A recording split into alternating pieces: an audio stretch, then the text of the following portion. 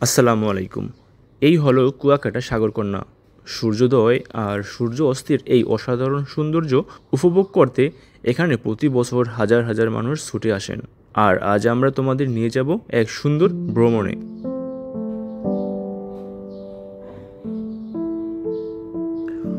অনেকেই জানতে চান কুয়াকাটা আসবেন কিভাবে। বেশ কয়েকটি উপায় আছে। ঢাকার গাবতলী থেকে সরাসরি বাস পাওয়া যায়, যা প্রায় 10 থেকে 12 ঘন্টায় আপনাকে পৌঁছে দেবে। আর যারা নৌপথ পছন্দ করো তারা লঞ্চে বরগুনা বা পটুয়াখালী এসে বাস বা মোটরসাইকেলে কুয়াকাটায় পৌঁছাতে পারো। অ্যাডভেঞ্চারের জন্য বাইক বা ব্যক্তিগত গাড়িতেও আসতে পারো, তবে তা রাস্তা একটু লম্বা হবে। ইতিহাস বলছে এই অঞ্চলে রাখাইন জনগোষ্ঠী বহু বছর আগে বসতি করেছিল। তারা মিষ্টি পানির সন্ধানে বড় বড় কুয়া খনন করেছিল। সেই থেকেই নামকরণ করা হয়েছে কুয়াকাটা। এক সময় এটি ছিল মূলত রাখাইনদের আবাসস্থল, কিন্তু এখন এটি বাংলাদেশের অন্যতম দর্শনীয় স্থান। আমরা শুধু কুয়াকাটার সৌন্দর্য উপভোগ করিনি, আমাদের বন্ধুরাও এখানে দারুণ সময় কাটিয়েছে।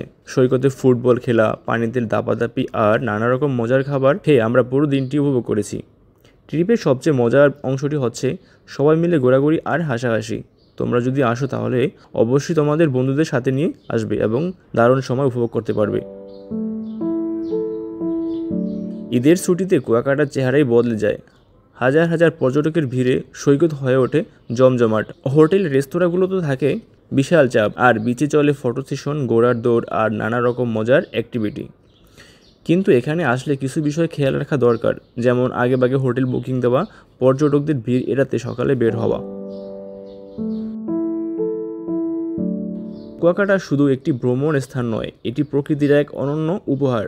ইতিহাস, প্রকৃতি আর আনন্দ সবকিছু একসাথে উপভোগ করা যায় এখানে।